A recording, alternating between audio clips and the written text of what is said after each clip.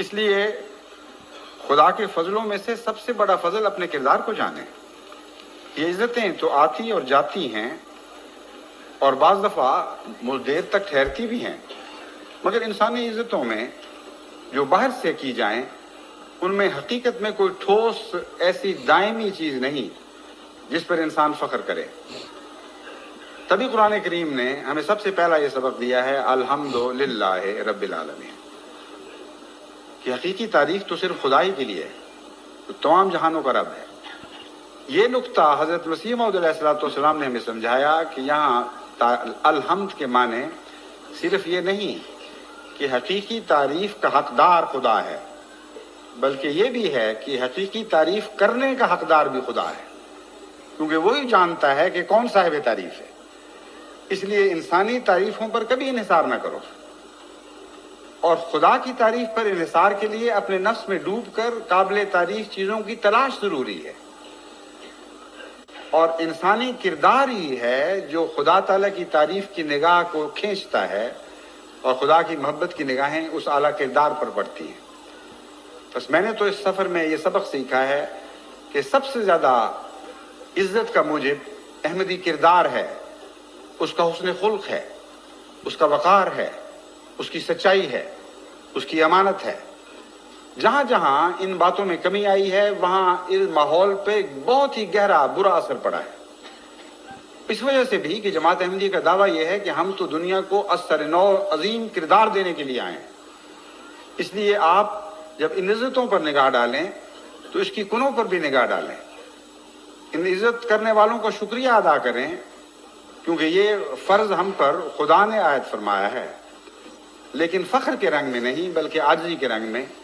اور یاد رکھیں کہ دراصل عزت کے لائق انسان کا کردار ہوا کرتا ہے، اور کردار جب معزز ہو جائے تو میں آپ کو یقین دلاتا ہوں کہ وہ تعریف کا محتاج نہیں رہتا. انبیاء کا کردار سب سے معزز ہوا کرتا ہے، اور جب انبیاء کھڑے ہوتے ہیں دنیا میں ایک روحانی انقلاب برپا کرنے کے لیے تو ساری دنیا ان کو گالیاں دے رہی ہوتی ہے. لیکن انبیاء کیوں مزمحل نہیں ہوتے، کیوں نالاں نہیں ہوتے، کیوں ان کی گالیوں کا دکھ محسوس نہیں کرتے؟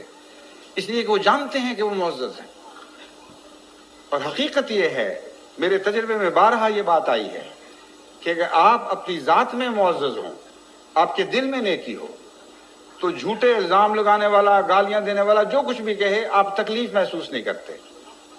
ایک سرسری سی تکلیف تو ضرور ہوتی ہے انسان کو، اس کی بیوقوفی، اس کی نادانی پر، لیکن آپ جانتے ہیں کہ اس بیوقوف کو کیا پتہ کہ میں کیا ہوں، یہ نہ سمجھ ہے، یہ جانتا نہیں کہ میں کون ہوں.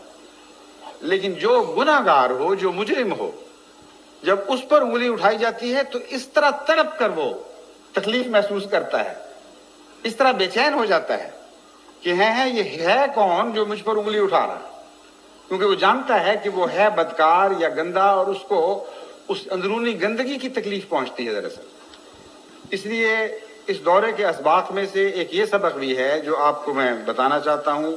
ہمیشہ اس کو یاد رکھیں، آپ کے نفس کی عزت ہے، اس کی حفاظت کریں.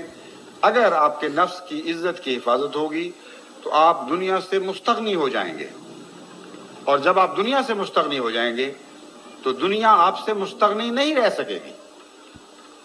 دنیا مجبور ہوگی آپ کی اعلیٰ قدروں کی عزت کرنے پر، دنیا مجبور ہوگی آپ سے کچھ سیکھنے پر، آپ سے کچھ حاصل کرنے پر. اس لیے نئی صدی میں اس فلسفے کو سمجھ کر داخل ہوں اور ہمیشہ اپنی اعلیٰ قدروں کی حفاظت کریں اور دنیا کی تعریف پر نگاہ نہ رکھیں.